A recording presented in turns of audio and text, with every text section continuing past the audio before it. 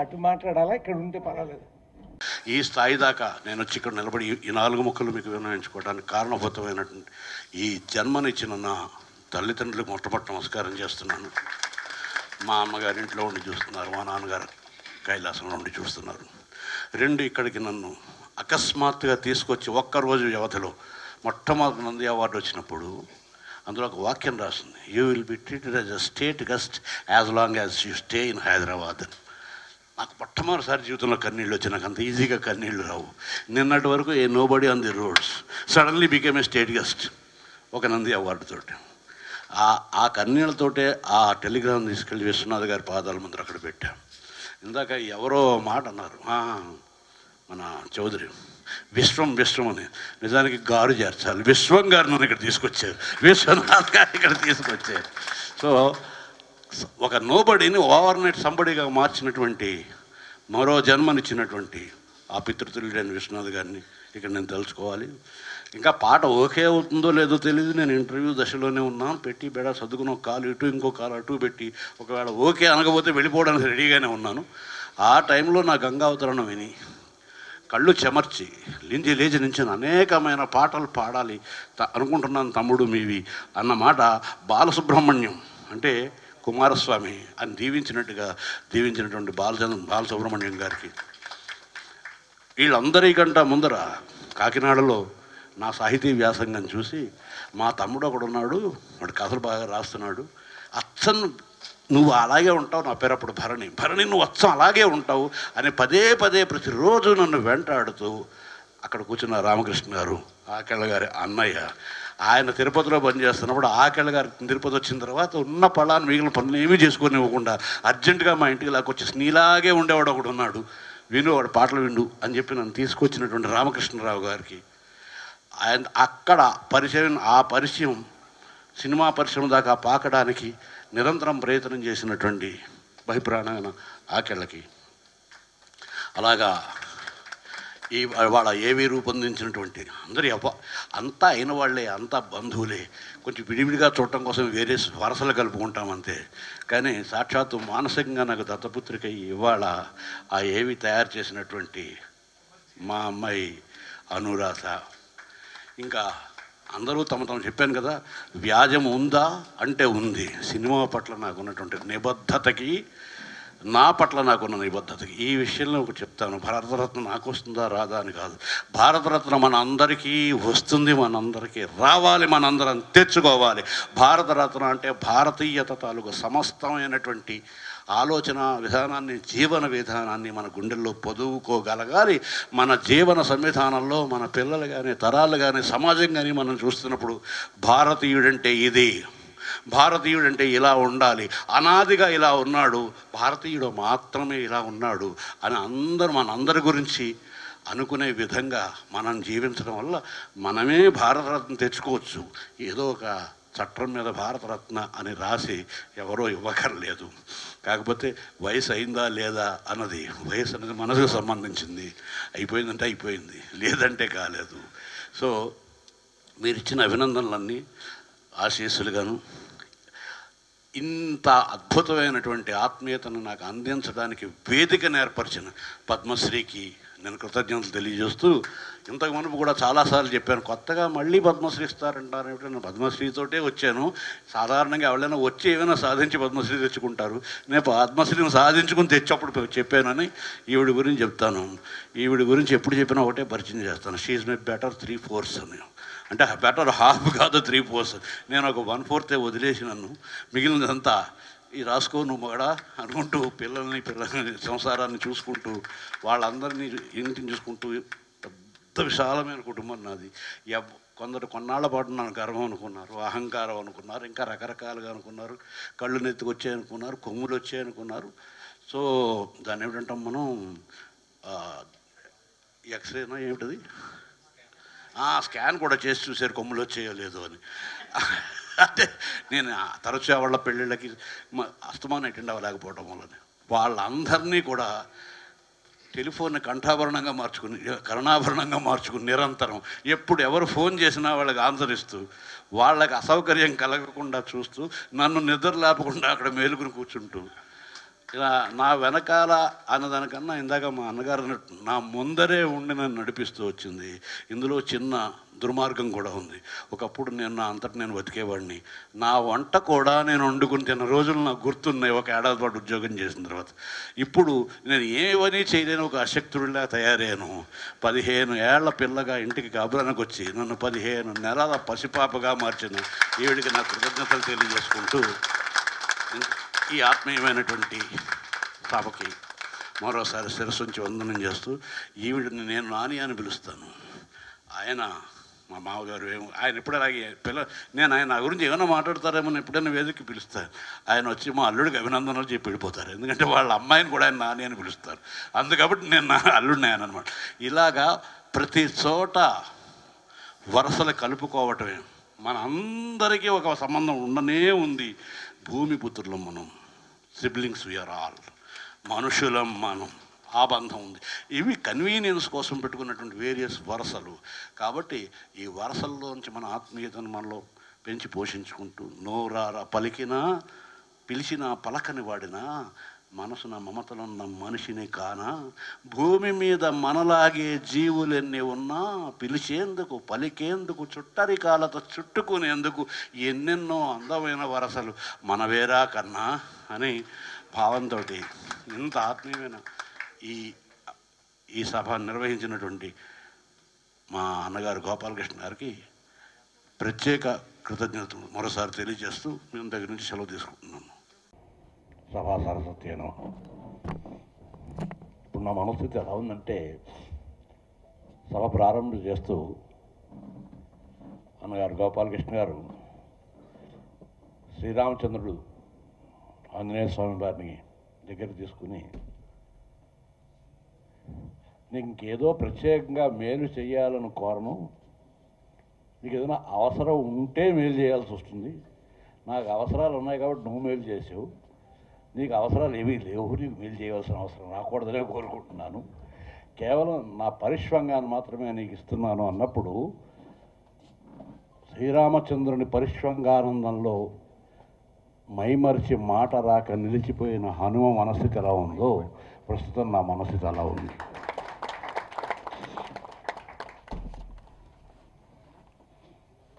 పద్మశ్రీ అంతటితో విలువెంతో ప్రామాణికతతో ప్రాధాన్యతతో వాటిని పక్కన పెడితే ఈరోజు ఈ అవకాశం ద్వారా పద్మశ్రీ నాకు ఒక అద్భుతమైనటువంటి వరాన్ని ఇచ్చింది. ఈ వరం ఉన్నది ఇచ్చింది. ఇందాక మిత్రులు వెనుగడ రాంబాబు గారు చదువుతూ అడకపోయినా ఎప్పుడన్నా అలవాటు కదా అని శివుడు ఆదిభిక్షువునేమి కోరేది, బూడిదిచ్చేవాడినేమి అడిగేది. బూడిద అంటే విభూతి, విభూతి అంటే సమస్తమైన ఐశ్వర్యం. ఐశ్వర్యం అంటే డబ్బు ఒకటే కాదు, సమస్తం ప్రేమ, శాంతి, మనశ్శాంతి, సుఖం, ఆనందం, ముక్తి సమస్తం కలిపితే ఏదైతే మనిషి కోరుకుంటాడో అవన్నీ కలిపితే వచ్చే ధనాన్ని, సంపదని ఐశ్వర్యం అంటాం. ఈశ్వర సంబంధం. సో ఆయన నువ్వు అడగకుండానే నీకు ఐశ్వర్యం ఇస్తాను అని ఇచ్చినట్టు ఎంత ఐశ్వర్యాన్ని ఇచ్చారో అని నేను మొదటి నుంచి చివరి దాకా గమనిస్తూనే ఉన్నాను. నేను అతిశయోక్తులు మాట్లాడట్లేదు. చాలా సభలు చాలామంది చూసే ఉంటారు, అభినందన సభలు జరుగుతాయి, అనేక రకాలైన సభలు జరుగుతాయి. కానీ ఇంత అవ్యాజమైన ప్రేమ ఎవరి ద్వారానైనా పొందగలమా, ఎవరికైనా వస్తుందా? అవ్యాజము అంటే మార్క్స్ ఎక్కడో అన్నాడు, మానవ సంబంధాలన్నీ ఆర్థిక సంబంధాలే అని. మానవ సంబంధాలన్నీ ఇచ్చిపుచ్చుకోవడాలని. నేను ఏమి ఇచ్చానని ఇంతమంది గుండెల్లో నుంచి నా పట్ల ఈ వాత్సల్యం, ఈ ఆత్మీయత, ఈ అభిమానం దక్కింది అని చెప్తే అవ్యాజము, కేవలం పరమేశ్వరుడి కరుణ తప్ప మరి ఇంకొకటి కాదు. ఒకటోది. రెండవది, ఇక్కడ కూర్చున్న వాళ్ళందరూ హేమహేమేలే, మహామహులే. అర్జునుడు ఉత్తర కుమారుడికి పరిచయం చేసినట్టు ఒక్కొక్కళ్ళ ధ్వజాన్ని చూపిస్తూ ఒక్కొక్కళ్ళు పరిచయం చేస్తూ వాళ్ళు ఎంత గొప్పవాళ్ళో చెప్పాల్సిన వచ్చినంతటి మహానుభావులే. వాళ్ళకి వీళ్ళందరూ ఒక సీమలో ఉన్నారు, చలనచిత్ర సీమలో. నేను చాలా చోట్ల ఇదివరకు కూడా చెప్పాను, ఇప్పుడు మళ్ళీ చెబుతున్నాను. మనిషి అభివృద్ధి క్రమంలో మనిషిగా మారిన నుంచి మనిషిగా ఎదిగే వరకు, అంటే పశు సమానుడైన స్థాయి నుంచి పశుపతి స్థాయి దాకా మనిషికి ఇంత స్కేల్ ఉంది. పశువు నుంచి పశుపతి దాకా, కేవలం మట్టి ముద్ద నుంచి శివుడు దాకా ఎదిగే ఒక రకరకాల స్థాయిల్లో ఉంటాడు మనిషి. ఆ స్థాయిల్లో ఔన్నత్యాన్ని సూచించేవి మనిషి తాలూకు కళల అభివ్యక్తి. అది అతని వికాసాన్ని చూపిస్తుంది, మానవుడి వికాసాన్ని చూపిస్తుంది, అతని హృదయ వికాసాన్ని, మానసిక వికాసాన్ని, మేధో వికాసాన్ని, ఆత్మ వికాసాన్ని చూపిస్తుంది. కళలన్నిటిలోకి తలమానికమైనటువంటి కళ సాహిత్యం. సాహితేన హితం సాహిత్యం. సాహిత్యం అన్నది లోకానికి హితవు చేకూర్చేది. లోకా సమస్త సుఖినోభవంతు అనేది ఒక విరాట్ రూపం. అపారే కావ్య సంసారే కవిరేవ ప్రజాపతి. కవి అనేటువంటి ఒక బ్రహ్మ ద్వారా అపారమైనటువంటి కావ్య సంసారం సృష్టించబడుతోంది అని అలంకార శాస్త్రం చెబుతున్నది. అటువంటి సాహిత్యం అనేక రూపాల్లో ఉంటుంది. ఆ రూపాల్లోకెల్లా విశిష్టమైన స్వరూపం నాటకం. కావ్యేషు నాటకం రమ్యం నాటకాంతం హి సాహిత్యం. అంటే మనసులో అనేక అవ్యక్తమైన భావాలు ఉంటాయి. కవిత్వంలోనూ మరిదేంట్లోనూ వాటిని రాసేసుకోవచ్చు. నా గుండెల్లో అగ్నిపర్వతాలు పేలుతున్నాయి, సప్త సముద్రాల్లోనూ మునిగిపోతున్నట్టుంది, ఆకాశం పెళ్ళున పగిలిపోతున్నట్టుంది, ఏమైనా చెప్పొచ్చు. కానీ వాటిని కళ్ళ ఎదురుగుండా సమకాలీన జీవనంతో అన్వయించి రక్తమాంసాల ద్వారా చూపించడం అనేటువంటి ప్రక్రియ అసాధ్యమైన ప్రక్రియ. అది నాటకం మాత్రమే. అందుకనే షేక్స్పియర్ కానీ కాళిదాసు కానీ ఎవరైనా నాటకాలనే ఎంచుకున్నారు. రామాయణంలోనూ మనకు కనపడే నాటకీయత. ఎందుకు చెప్తున్నానంటే ఆ నాటకానికి సాంకేతిక రూపం సినిమా. ఇవాళ ఎవరైనా మర్చిపోయి ఉండొచ్చు. ఆ వేదికను సక్రమంగా వినియోగించుకుంటున్నారా వినియోగించుకోవట్లేదా అని చర్చ వేరు. సినిమా తాలూకు ఔన్నత్యం ఎంత అన్నది మాత్రం ప్రశ్నించరాని పడనంత సాక్షాత్తు పరమేశ్వరుడి చేత సృష్టించబడిన నాట్య వేదికకి రూపాంతరమైనటువంటి సినిమా రంగం సమాజంలోని అన్ని కళల్ని తను పొదువుకొని ప్రాథమికంగా మట్టితో ప్రారంభమై మబ్బుల దాకా ఎదిగిపోతున్నటువంటి ఆ క్రమంలో ఆ మధ్యలో ఉన్నటువంటి ఒక సగటు కట్టి ఆ సారాన్ని ప్రజలందరి హృదయాల్లోనూ రసానుభూతిగా ఉపతిలేలా చేయగలిగేటువంటి మహత్తర కళా సంవిధానం. కళ ఒక్కటే కాదు, కవిత్వం ఇందాక జనవిత్తులు గారు చెప్పినట్టు నా అనృషి కురితే కావ్యం. కవి అనేవాడు ఋషి స్థాయి, ఒక తాత్విక స్థాయికి వెళ్తాడు. కేవలం వినోదం మాత్రమే కాకుండా తన వికాసం ఎలాంటిదో తను చూసుకుంటూ, జగంలో తాను చూసుకుంటూ, జగాన్ని తనలో తాను చూసుకుంటూ, జగం అంత కుటుంబం నాది అనే స్థాయికి ప్రయాణించడానికి అవకాశం ఇచ్చేటువంటి సాహిత్య రంగంలో ఉన్నవాళ్లే ఇవాళ ఈ రచయితల సంఘంలో ఉన్న వాళ్ళందరూ కూడా. అది చెప్పడం నా ఉద్దేశం. వారందరూ ఒక్కొక్కరు వచ్చి వాళ్ళు మాట్లాడుతున్న సంవిధానంలో ఇంత ప్రేమ నాకు ఎందుకు, దీనికి వ్యాజం ఏమిటి అని అనుకున్నప్పుడు నేను సినిమా రంగాన్ని అంత గొప్పదిగా భావించాను. అందుకు నాకు ఇచ్చింది దేవాలయంలోకి పాదరక్ష దర్శనం, ఆ తర్వాత సాన్నిధ్యం, సాలోక్యం, సారూప్యం, ఇవన్నీ కూడా. సో మొట్టమొదటి దక్కిన పుణ్యం నేను ఆ సినిమా వేదికను చాలాసార్లు చెప్పాను. ఈ సినిమా రంగాన్ని నేను దేవాలయంలో భావిస్తాను. అనేక కారణాల మూలాన్ని కాల ప్రవాహంలోనూ మన గొంతులోంచి వచ్చే అనేక శబ్దాలు ప్రతిరోజు నిత్య నైమిత్తిక జీవితంలో చూసుకుంటే చాలా మటుకు అమంగళకరాలు, అపవిత్రకరాలు, ఆత్మవంచనకరాలు అయి ఉంటాయి సాధారణంగా. అందుకని నేను గళసీమని, గొంతుని బురదగుంటగా భావించాను. అందులోంచి ఒక అంటే ఇప్పుడు కూడా మనం సంక్షేమాన్ని, లోకక్షేమాన్ని, వీటన్నిటినీ కోరుకున్నట్టు నటిస్తూ మాట్లాడుతుంటాం. ఇవాళ ఇక్కడ నటిస్తూ మాట్లాడిన వాళ్ళు ఎవ్వరూ లేరు. ఆ గొంతు అనేటటువంటి ఆ బురదలో నుంచి పైకి వచ్చే మాట ప్రతిరోజు ఉన్నా సరే, నా మాట ఒక పద్మమై పుట్టాలి అనేటువంటి ఒక తపనతో పాట రాసిన వాడిని. గళము కొలను కాగా ప్రతి పాట పద్మమేగా. ఎందుకంటే మనం ప్రతిరోజు ఉదయం నుంచి సాయంకాలం దాకా మహర్షి ప్రోక్త వాక్యాలే నిరంతరం మాట్లాడుతూ కుదరదు. జీవన వ్యాపారానికి అది తగదు. కొన్ని అబద్ధాలు ఉంటాయి, కొన్ని సబద్ధాలు ఉంటాయి, కొన్ని ద్వేషపూరితాలు ఉంటాయి, కొన్ని స్నేహపూరితాలు ఉంటాయి, కొన్ని నాటకాలు ఉంటాయి, కొన్ని ఆత్మవంచనలు ఉంటాయి. చాలా కలిస్తేనే ఈ జీవన వ్యాపారం నడుస్తూ ఉంటుంది. కానీ ఆ నత్తగుల్లలవి తిరిగే ఆ పద్మం, ఆ బురదలోనే పద్మం కూడా వికసిస్తుంటుంది. నేను మాట్లాడే మాటల్లో ఏవైనప్పటికీ కూడా ఒక రోజులో ఒక పద్మాన్నైనా విరించగలిగితే చాలు. ఎందుకు అంటే మనం నిత్యం ఆరాధించేటువంటి దేవతలందరికీ కూడా, అమ్మవార్లందరికీ కూడా పాదపీఠం పద్మం మాత్రమే. సో సరస్వతీదేవి కూర్చున్నా, లక్ష్మీదేవి కూర్చున్నా, ఎవరు కూర్చున్నా, ఆ లలితాదేవి కూర్చున్నా ఆ పద్మంలోనే కూర్చుని ఉంటారు. పదము పల్లవి గళము కొలను కాగా ప్రతి పాట పద్మమేగా, పదము వెళ్ళి విరిసి రాదా విధి సతి పాదపీఠి కాగా, నా పాట పంచామృతం నా గానాన గీర్వాణి స్నానాలు చేయంగా అనేటువంటి ఒక భక్తిభావంతో నేను ఆ పాట వెనకాల ముందరి నుంచి ఇక్కడ రాక మునుపు నుంచి కూడా అదే భక్తిభావాన్ని ప్రదర్శిస్తూ వచ్చాను.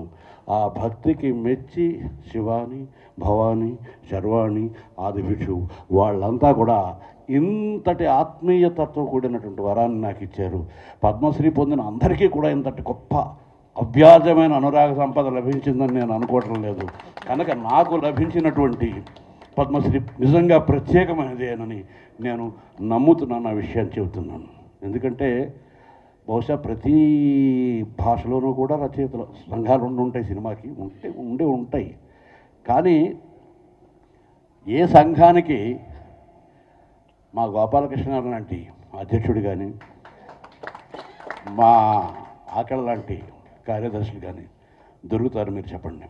నేను ఇవాళ ఈ సందర్భాన్ని చూసుకుని వీళ్ళని పొగుడుతున్నాను అనుకోవద్దు. ఎవరికైనా ఏదైనా ఉపకారం చెయ్యటంలో విపరీతమైన ఆనందం పొందే మనుషులను ఉంటారా అనేటువంటి ఒక ప్రశ్న వేసుకుంటే పరశురు బ్రదర్స్ ఇద్దరు మీ కళ్ళ ముందర కనిపిస్తారు. ఈయన ఎర్రశాలువా మీద వేసుకుని అలా శ్రమ పడుతూనే ఉంటాడు, అలసట తెలియదు. ఎక్కడ ఎవరికి ఎంత ఆనందం కలిగినా అదేదో తనకి కలిగిన, ఆయనకి నిజంగా ఆనందం కలిగించేవి ఇచ్చినా కూడా ఇంత ఆనందపడి ఉండడు ఆయన. అది అటువంటి. అలాగే ఏం చేద్దాం ఈ రచయితల సంఘానికి, రచయితలందరికీ ఏం చేద్దాం, వాళ్ళు ఏం సాధించారు, చరిత్ర ఏం చెబుతుంది, ఇవన్నీ వదిలేస్తే అటువంటి వ్యక్తిత్వం ఉన్నవాళ్ళు చాలా అరుదుగా దొరుకుతారు. ఇందాక జనవిత్రులు గారు ప్రస్తావించిన మైత్రీ బంధం మనుషుల నుంచి ఇచ్చిపుచ్చుకోగలిగినది. ప్రతిభ అనేది, శేముషి అనేది పరమేశ్వర సంబంధమైంది. అది తీసుకుని కళ్ళకద్దుకుని మళ్ళీ ఆయనకే నివేదించటమే పూజ. ఆయన మనకి ఇచ్చిందే తిరిగి ఆయనకి ఇవ్వటాన్నే మనం పూజ అంటాం. ఇంకా మనం ఈ జన్మలో మనం సొంతంగా పెంచుకోగలిగింది, పంచుకోగలిగింది ఏమైనా ఉంటే ప్రేమ, స్నేహం, ఇవి నమ్ముకున్నాను. కనుకే నాకు అందరూ కూడా ఆత్మీయులయ్యారు. వెన్నెలగంటి దగ్గర నుంచి అందరూ కూడా ఇవాళ భాస్కర్ భట్ల దాకా ప్రతి ఒక్కరూ కూడా పరోక్షంలో నేను ఎన్నోసార్లు గమనిస్తుంటాను. చాలాసార్లు నా భార్యతో నేను చెప్తుంటాను, నిజంగా నా అంత ధనవంతుడు ఎవరైనా ఉండుంటారంటావా అంటే, ఒక సభ పెట్టి ఆ సభలో కూర్చోబెట్టి పొగడం తప్పనిసరి, పొగడాలి. సభ అంటూ పెట్టిన తర్వాత కూర్చోబెట్టిన తర్వాత పొగడకి చేస్తారు, తెగుడతారా? సో ప్రతి సభలోనూ జరుగుతుంది. కానీ సభలతో సమావేశం లేకుండా కనీసం వీడు చూస్తాడా చూడ్డా, ఇంటర్నెట్లోకి వెళ్తాడా ఉంచకుండా ఎక్కడ అవకాశం వచ్చినా నిరంతరం నా గురించి ఒక మంచి మాట చెప్పడంలో ఇవాళ వాళ్ళందరి సహృదయత కనిపిస్తుంది. అంతేకాకుండా మరొక విషయాన్ని ఇక్కడ వ్యక్తం చేయాలనుకుంటున్నాను. నా పట్ల సహృదయత అనే కంటే నా భావాలలో వాళ్ళ భావాలను పోల్చుకున్న స్వభావాన్ని నాకు అనిపిస్తుంది. నేను అమెరికాలో మాట్లాడుతున్నప్పుడు నాకు ఫ్యాన్ అని ఎవరు అనొద్దు, మీరు ఎవ్వరూ నాకు ఫ్యాన్స్ కాదు, కాకూడదు కూడా. ఎందుకనంటే నేను మీకు నచ్చిన భావాలు చెబుతున్నాను కాబట్టే మీరు సంతోషిస్తున్నారు. మీకు నచ్చని భావాన్ని చెబితే దానికి కూడా మీరు చప్పట్లు కొట్టరు, వీలైతే తిడతారు, దొరికితే తంతారు. కనుక మీలో ఉన్నటువంటి సంస్కారవంతమైనటువంటి భావాలకి దర్పణంగా నేను భాషిస్తున్నాను అని మీరు ఎప్పుడైతే గమనిస్తారో, మీరు వ్యక్తపరచలేదు ఈ వేళలో నువ్వు ఏం చేస్తూ ఉంటావు అన్నది ఒక ప్రియుడు ప్రియురాల గురించే చెప్పక్కర్లేదు. ప్రతి నిమిషం మన జీవితంలో ఒక ఆత్మీయుడి గురించి ప్రతి క్షణం అనుకుంటూనే ఉంటాం. ఎక్కడో కొడుకుని పంపించుంటే వాడు అమెరికాలో ఈ ఏళ్ళలో ఏం చేస్తుంటాడో, ఇప్పుడు రాత్రి పడుకుని ఉంటాడు. ఈ ఆత్మీయతని మాకు మీరు వ్యక్తపరచవలసి వస్తే మీరు కూడా అలాగే వ్యక్తపరుస్తారు. కాకపోతే నేను ఒక టెక్నిక్ని వినియోగించి నాకు ఇవ్వబడ్డ అవకాశాన్ని వినియోగించుకుని రాముడి కథని 5 సార్లు రామాయణం మొత్తాన్ని 5 మాటలలో మాత్రమే చెప్పండి అనేది నేను రాయడంలోని ప్రతిభ కంట నాకు ఇవ్వబడ్డ అవకాశం. ఇట్లాంటి అవకాశం సినిమా రంగంలో మాత్రమే దక్కుతుంది. చాలామంది సినిమా కవి అని చులకన చేస్తారు. నేను పైన ఉన్న కవి కన్నా సినిమా కవి చాలా గొప్పవాడు అంటాను. ఎందుకనంటే పైన ఉన్న కవి ఉన్నవాడు తనదైనటువంటి అనుభూతి ఎప్పుడో కలగాలి, ఒక చలనం రావాలి, హృదయం ఒప్పొంగాలి, రసప్లావితం కావాలి, అప్పుడు ఆయన అభివృద్ధి చేయాలి. కానీ సినిమాలో ఇవేమి కావటానికి వీళ్ళు తెచ్చుకుని తీరాలి. ప్రతిరోజు కూడా సందర్భాలు వస్తాయి. ఆవిడ మొగుడిని నమ్మేసిందిట, జనం అందరికీ పనికొచ్చే పాట రాయి. ఎవరో ఒక ఆవిడ మొగుడిని నమ్మేసుకుంటే జనం అందరికీ పనికొచ్చే పాట ఎట్లా రాయటం అన్నది ఒక పెద్ద ఛాలెంజ్. ఎవరో ఒక ఆవిడ డబ్బులు వస్తాయని మొగుడిని కూర్చోబెట్టి ఎప్పుడో సత్యభామ అమ్మేసిందని విన్నాం శ్రీకృష్ణుని. తర్వాత కలియుగంలో ఈడెవరో ఆమెను గారట అమ్మేస్తున్నారు ₹1 కంటే. పాట రాయాలంటే అది సినిమాలో మాత్రమే ఆగిపోకుండా సినిమా అనే వేదికని దాటుకుని ప్రతి ఒక్కరి హృదయాల్లోనూ నాటుకుని సంస్కారపు వృక్షంగా పెరగాలి అనేటువంటి కోరికతో ఆ పాట రాస్తున్నప్పుడు అంగడి సరుక, మంగళసూత్రం అంగడి సరుక కొనగలవా అమ్మేశాక అక్కడితో ఆ పాత్ర అయిపోయింది, ఆ సినిమా అయిపోయింది. దాని తర్వాత ఆత్మీయతను అమ్మే అంగడి ఉందా ఈ లోకంలో? కురిసే కాసుల జడిలో తడిసి నిరుపేదైనావు అన్నమాట. ఇది ఆ సినిమాలో ఆ అమ్మాయికి సంబంధించింది కాదు, మనుషులందరికీ. కురిసే కాసుల జడిలో తడిసి, ఇది ఆ భావాలు నా గొప్పతనం చెప్పుకోవడానికి కాదు. ఆ సమయానికి రియాక్ట్ అవ్వాల్సి వస్తే, ఆ సందర్భంలో రియాక్ట్ అవ్వాల్సి వస్తే ఎవరైనా ఆ విధంగానే రియాక్ట్ అవుతారు. అటువంటి అవకాశాలు నాకు చాలా, నాకే ప్రత్యేకంగా ఎంచి ఇచ్చేలాగా పరమేశ్వరుడు చూసుకున్నాడేమో. గత 30 ఏళ్ళుగా నాకే వచ్చేయేమో అనిపిస్తుంది.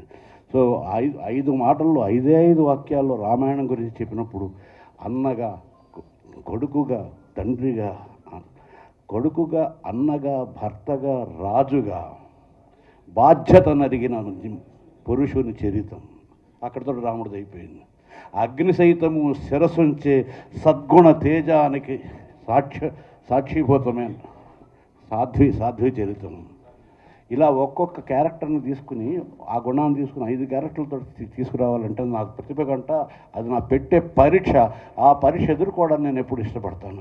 ఎందుకంటే ఆ సమస్యలో జీవితాన్ని చూస్తాను. సినిమా కొంచెం అటో ఇటో కొంచెం అతిశయక్తో అల్పోక్తో ఉండొచ్చు, కానీ సినిమా జీవితానికి అతీతంగా ఉంటుంది అని ఎవరు అనుకోకూడదు. అలా అనుకుని సినిమాను వదులుకుంటే జీవితాన్ని వదులుకున్నట్టే, సినిమాను సవ్యంగా పొదువుకుంటే జీవితాన్ని పొదువుకున్నట్టే.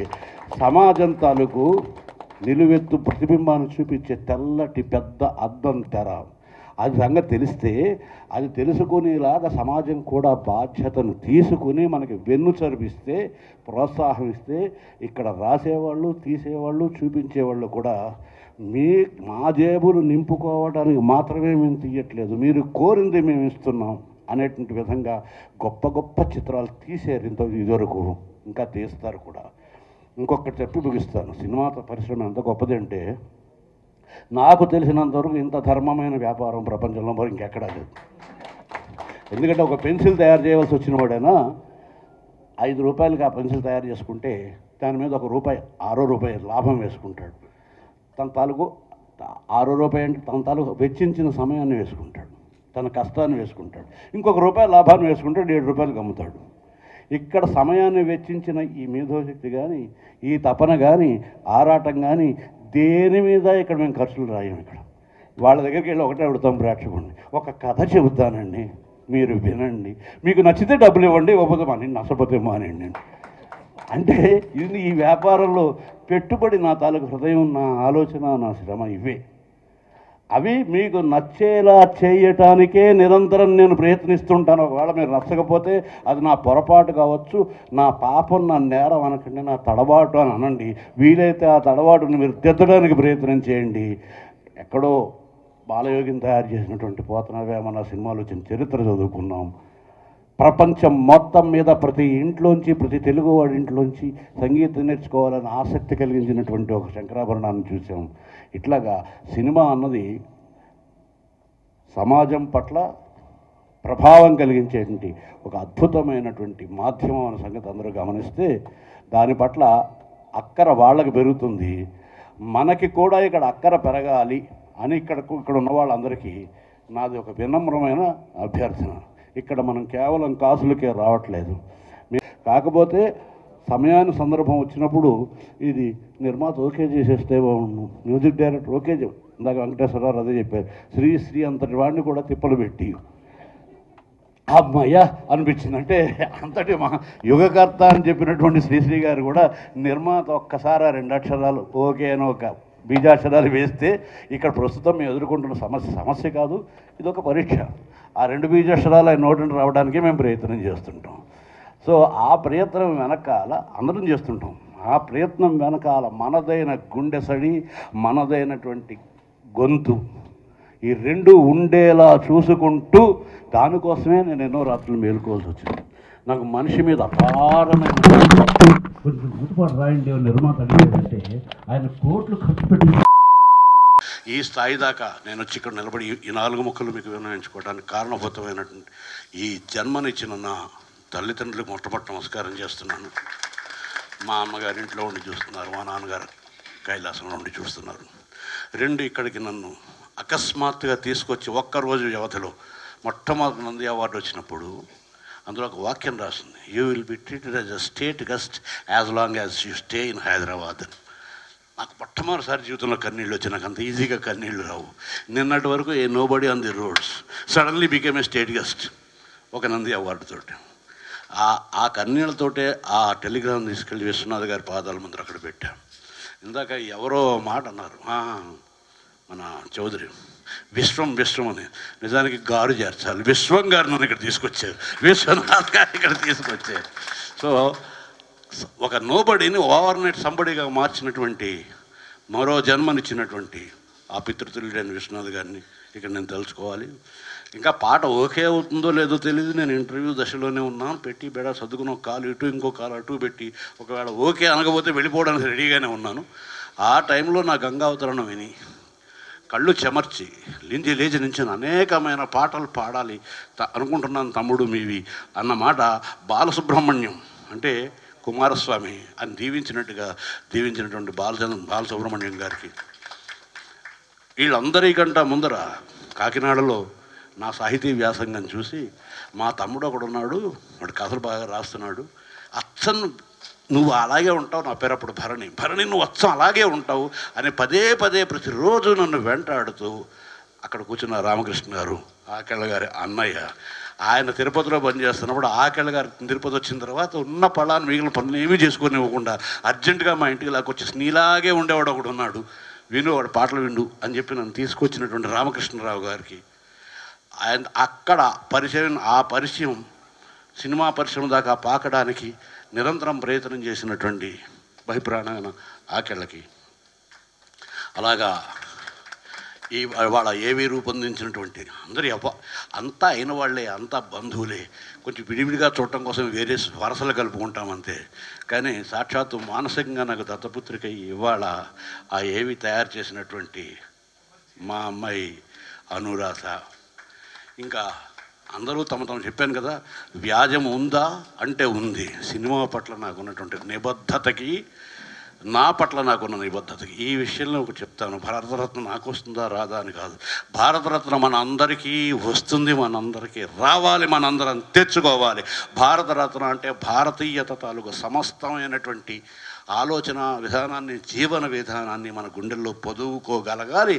మన జీవన సంవిధానంలో మన పిల్లలు కానీ, తరాలు కానీ, సమాజం కానీ మనం చూస్తున్నప్పుడు భారతీయుడంటే ఇది, భారతీయుడంటే ఇలా ఉండాలి, అనాదిగా ఇలా ఉన్నాడు, భారతీయుడు మాత్రమే ఇలా ఉన్నాడు అని మనందరి గురించి అనుకునే విధంగా మనం జీవించడం వల్ల మనమే భారతరత్న తెచ్చుకోవచ్చు. ఏదో ఒక చట్టం మీద భారతరత్న అని రాసి ఎవరో ఇవ్వకర్లేదు. కాకపోతే వయసు అయిందా లేదా అన్నది, వయసు అనేది మనసుకు సంబంధించింది. అయిపోయిందంటే అయిపోయింది, లేదంటే కాలేదు. సో మీరు ఇచ్చిన అభినందనలన్నీ ఆశీస్సులుగాను ఇంత అద్భుతమైనటువంటి ఆత్మీయతను నాకు అందించడానికి వేదిక ఏర్పరిచిన పద్మశ్రీకి నేను కృతజ్ఞతలు తెలియజేస్తూ, ఇంతకు మునుపు కూడా చాలాసార్లు చెప్పాను, కొత్తగా మళ్ళీ పద్మశ్రీ ఇస్తారంటారు. నేను పద్మశ్రీతోటే వచ్చాను. సాధారణంగా ఎవరైనా వచ్చి ఏమైనా సాధించి పద్మశ్రీ తెచ్చుకుంటారు. నేను పద్మశ్రీని సాధించుకుని తెచ్చప్పుడు చెప్పానని ఈవిడ గురించి చెప్తాను. ఈవిడ గురించి ఎప్పుడు చెప్పినా ఒకటే పరిచయం చేస్తాను, షీ ఈజ్ మై బెటర్ 3/4 అని. అంటే బెటర్ హాఫ్ కాదు 3/4.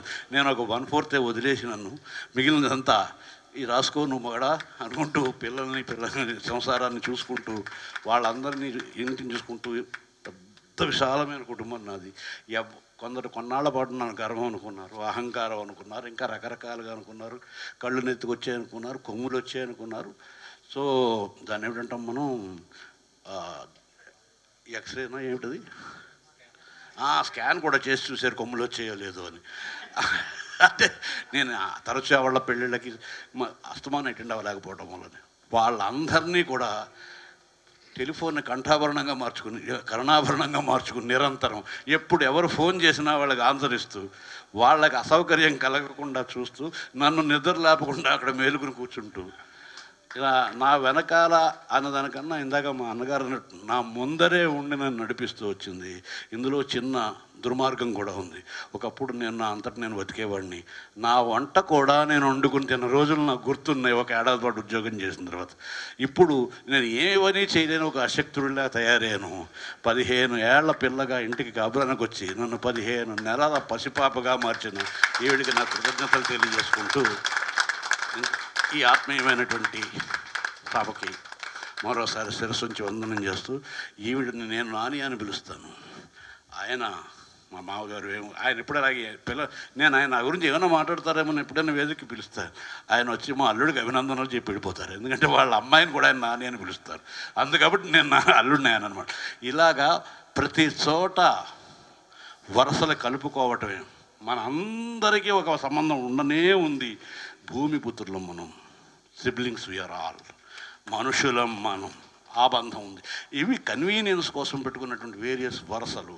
కాబట్టి ఈ వరసల్లోంచి మన ఆత్మీయతను మనలో పెంచి పోషించుకుంటూ నోరారా పలికినా పిలిచినా పలకని వాడినా మనసున మమతలున్న మనిషిని కానా, భూమి మీద మనలాగే జీవులెన్ని ఉన్నా పిలిచేందుకు పలికేందుకు చుట్టరికాలతో చుట్టుకునేందుకు ఎన్నెన్నో అందమైన వరసలు మనవేరా కన్నా అని భావంతో ఇంత ఆత్మీయమైన ఈ సభ నిర్వహించినటువంటి మా అన్నగారు గోపాలకృష్ణ గారికి ప్రత్యేక కృతజ్ఞతలు మరోసారి తెలియజేస్తూ మేము దగ్గర నుంచి సెలవు తీసుకుంటున్నాము.